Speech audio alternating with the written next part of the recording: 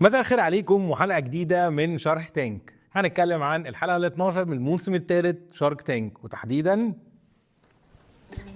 هاي شاركس، أنا اسمي عبد الله، أنا عندي 12 سنة وأنا CEO and founder of Help. هاي شاركس، أنا ياسين، أنا برضو عندي 12 سنة وأنا CFO and co-founder of Help. هاي شاركس، أنا اسمي أليكس وأنا برضو عندي 12 سنة وأنا CMO co-founder بتاع Help. حاوي. بصراحة الفقرة دي يعني التعليق عليها كبزنس صعب جدا ومش المفروض ان انا اعلق عليها، بس يعني خلوني احاول. حاوي هي شركة أسسها 3 أولاد صغيرين عندهم 12 سنة. شركة بتشتغل في ملابس التين ايجرز. هم كانوا شايفين ان في مشكلة في ملابس التين ايجرز وما بيلاقوش مقاساتهم، فقرروا يعملوا الشركة دي. عملوا مبيعات لغاية دلوقتي حوالي 24,000 جنيه، وحلمهم يوصلوا المبيعات دي ل 270,000 جنيه.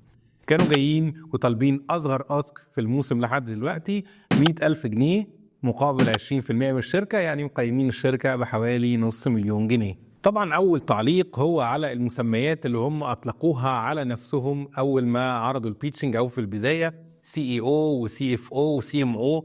طبعا يعني هو حاجة كويسة ان هم صغيرين وبيحاولوا وبيعرفوا الأسامي دي، وأكيد أهاليهم بتساعدهم ومدرستهم بتساعدهم، ولكن يعني كان مهم يا جماعة واحنا بنساعدهم نفهمهم ان السي اف او ده حاجه كبيره جدا. انت حتى ما قالش فاينانس دايركتور، يعني لا، ده احنا رحنا في حته تانية خالص.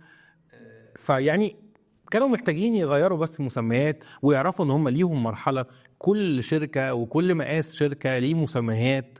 فيعني ارجو من الناس اللي بتساعدهم تفهمهم الحته دي عشان ما يكبروش عليها بشكل غلط. من الحاجات الحلوه اللي هم عاملينها ان هم بيعملوا مسابقه قبل ما يطلعوا ديزاين جديد، فيبداوا على السوشيال ميديا يقولوا للناس احنا عايزين نعمل ديزاين، طب قولوا لنا ايه رايكم، فالناس تعمل مسابقه، فالديزاين اللي يكسب هو ده اللي يطبع.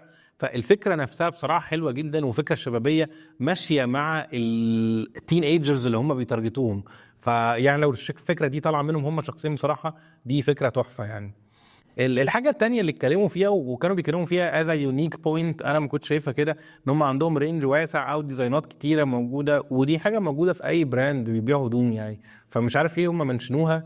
لا، ما كانش ليها فايده بصراحه. طبعا يعني كلنا لاحظنا ان ايمن عباس نقطه ضعف الاطفال، فعلى طول هم جايبين لهم هوديز وحاجات كده في البوكسز الهدايا اللي بيدوها لهم يعني في الاول. فايمن عباس راح لابس الهودي على طول وقاسه وشكلي عامل ايه، وطبعا هم كلهم تعاطفوا معاهم، او بصراحه شكلهم وهم صغيرين كده وبيحاولوا يتكلموا وبيحاولوا يقولوا مصطلحات بزنس كبيره بصراحه تحفه. ويعني ان شاء الله دول هيوصلوا حاجه كبيره قوي، بعد 10 سنين من دلوقتي هنلاقيهم في حته ثانيه خالص وهيبقوا من اصغر رجال اعمال في مصر.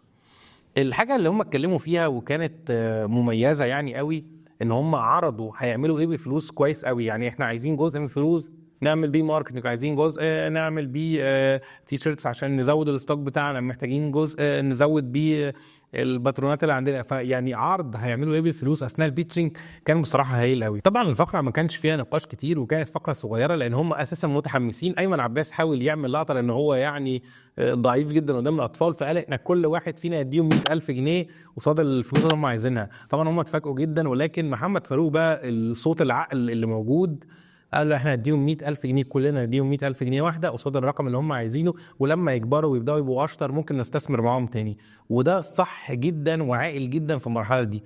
وبالتالي هو كل واحد فيهم تقريبا كانه هيديهم 20,000 جنيه. انا اعتقد كانوا ممكن يسحبوها من المكنه ويديها لهم، ويعني مفيش ديو ديليجنس ومفيش موضوع والقصه خلصت يعني كلها هنا. وده كان ملخص الفقره بتاعه حاوي من الحلقه ال 12 الموسم الثالث شارك تانك.